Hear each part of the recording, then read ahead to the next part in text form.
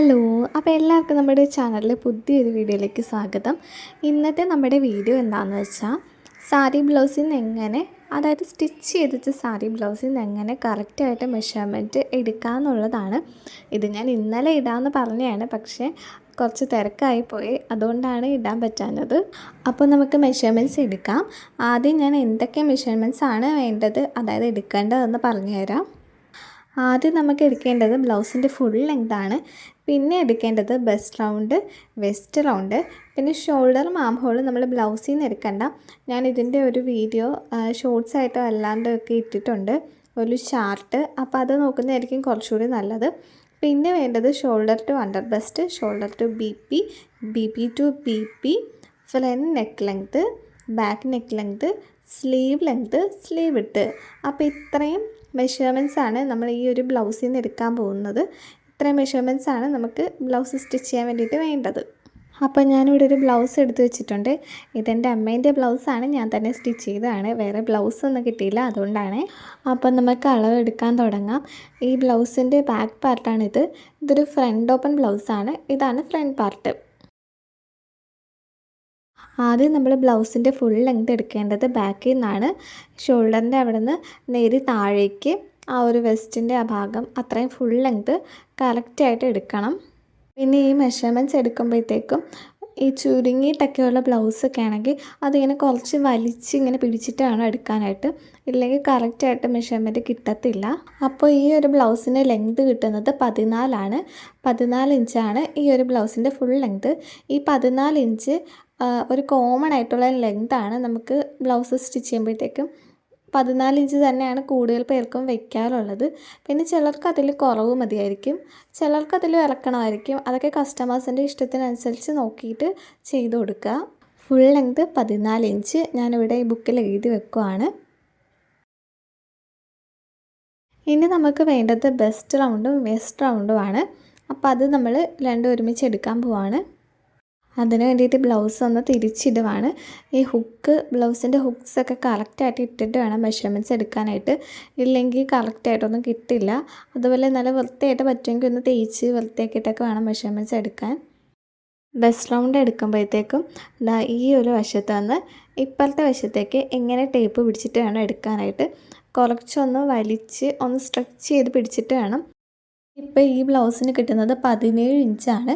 17 17 34 ഇഞ്ചാണ് ഈ ഒരു ബ്ലൗസിൻ്റെ ബസ്റ്റ് റൗണ്ട് വരുന്നത്. അപ്പോൾ ഞാൻ 34 ഇവിടെ എഴുതി കൊടുക്കുന്നുണ്ട്. ഇനി നമുക്ക് വെസ്റ്റ് റൗണ്ടാണ് എടുക്കേണ്ടത്. അതും ഇപ്പം നമ്മൾ ബസ്റ്റ് റൗണ്ട് എടുത്ത് എങ്ങനെയാണോ അതുപോലെ തന്നെ കുറച്ചൊന്ന് സ്ട്രെച്ച് ചെയ്ത് പിടിച്ചിട്ട് വേണം എടുക്കാനായിട്ട്. ഞാൻ അത്യാവശ്യം ഒന്ന് ഇങ്ങനെ വലിച്ച് പിടിച്ചിട്ടാണ് എടുക്കുന്നത്.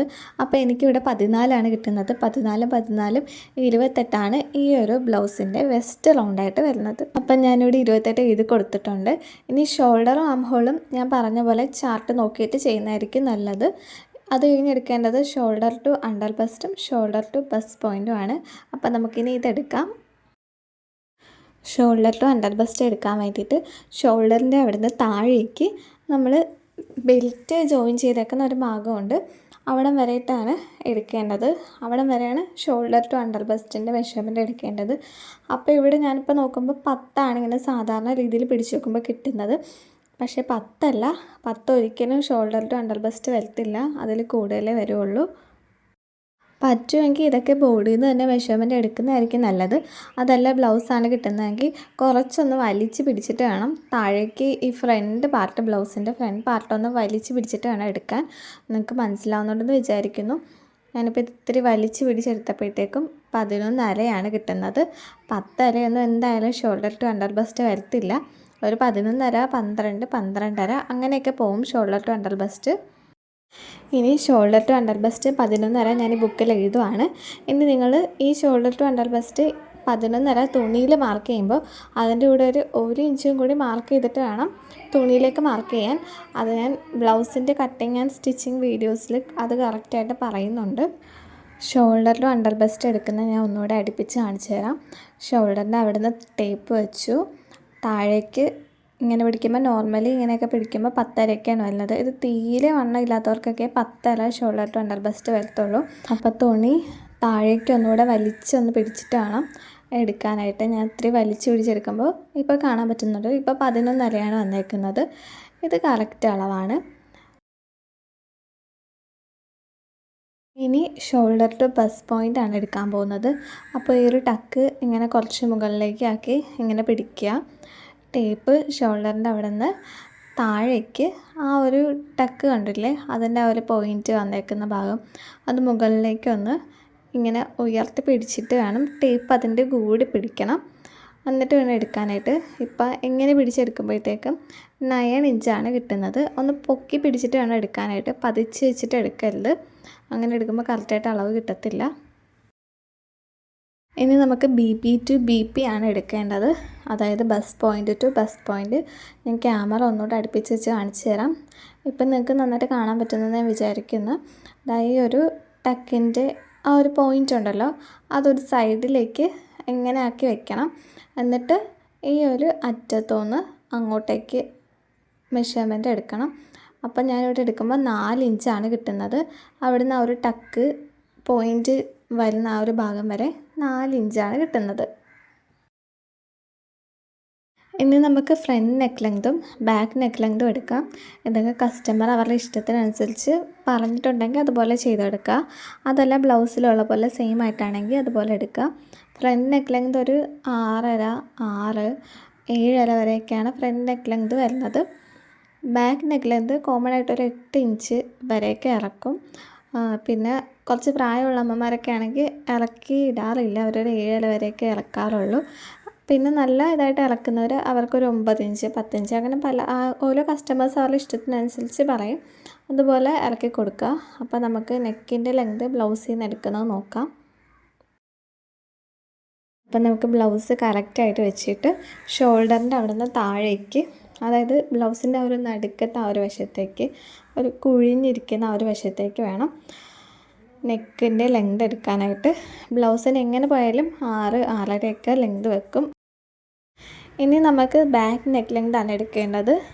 ബാക്ക് നെക്ക് ലെങ്തും ഇതുപോലെ തന്നെയാണ് എടുക്കേണ്ടത്. ഷോൾഡറിൻ്റെ അവിടെ നിന്ന് ടേപ്പ് പിടിച്ചിട്ട് ആ നെക്കിൻ്റെ ഒരു കുഴിവുള്ള ഭാഗത്തേക്ക് നടുക്കോട്ട് പിടിച്ചിട്ട് വേണം എടുക്കാനായിട്ട്. പിന്നെ ബാക്ക് നെക്ക് ലെങ്ത് ഇറക്കി താഴേക്ക് ഇറക്കി കൊടുക്കും തോറും ഷോൾഡറിൻ്റെയും നെക്കിൻ്റെയും വിഡ്ത്ത് നമ്മൾ കുറച്ചാണ് കൊടുക്കുന്നത്. അത് ഞാൻ പറഞ്ഞ കണക്ക് മറ്റേ ചാർട്ട് നോക്കിക്കഴിഞ്ഞാൽ ബിഗിനേഴ്സിനൊക്കെ നല്ലതായിരിക്കും അതൊന്ന് നോക്കിയിട്ട് ചെയ്യുന്നത്. ഇതിങ്ങനെ കറക്റ്റായിട്ട് പിടിച്ചിട്ട് എടുക്കണം. ഇതിപ്പോൾ ഒട്ടും ബാക്ക് ഇറക്കിയിട്ടില്ലാത്തൊരു ബ്ലൗസാണ്. പിന്നെ ഇത് കണ്ടോ, ഇതിങ്ങനെയൊന്നും വലിച്ചു പിടിച്ചിട്ടൊന്നും എടുക്കല്ല്. കറക്റ്റായിട്ട് ആ താഴത്തെ ആ ഒരു ഭാഗമൊക്കെ കറക്റ്റായിട്ട് വെച്ചിട്ട് വേണം ലെങ്ത് എടുക്കാനായിട്ട് നെക്കിൻ്റെ. അപ്പോൾ ഇതിൻ്റെ നെക്ക് ലെങ്ത് കിട്ടിയിരിക്കുന്നത് 7 ഇഞ്ചാണ്. ഇനി നമുക്ക് വേണ്ടത് സ്ലീവ് ലെങ്തും സ്ലീവ് വിഡ്ത്തുമാണ്. സ്ലീവിൻ്റെ ലെങ്ത് എടുക്കാനായിട്ട് ഷോൾഡറിൻ്റെ മുകളിലെ ഭാഗത്തു നിന്ന് വേണം ലെങ്ത് എടുക്കാൻ തുടങ്ങാനായിട്ട്. അവിടെ നിന്ന് സ്ലീവിൻ്റെ താഴെ വരെ. ഇപ്പം നമുക്കിവിടെ 11 ഇഞ്ചാണ് കിട്ടിയിരിക്കുന്നത് സ്ലീവിൻ്റെ ലെങ്ത്. ഇങ്ങനെ കറക്റ്റായിട്ട് ടേപ്പ് പിടിച്ചിട്ട് എടുക്കണം. ഇനി സ്ലീവിൻ്റെ വിഡ്ത്ത് എടുക്കാം. സ്ലീവിൻ്റെ വിഡ്ത്ത് ഇവിടെ നിന്ന് ഇങ്ങോട്ടേക്ക് 5 ഇഞ്ചാണ് കിട്ടിയിരിക്കുന്നത്. ഇത് നമ്മുടെ കൈമുട്ടിൻ്റെ അവിടുത്തെ ഒരു വണ്ണമാണ്.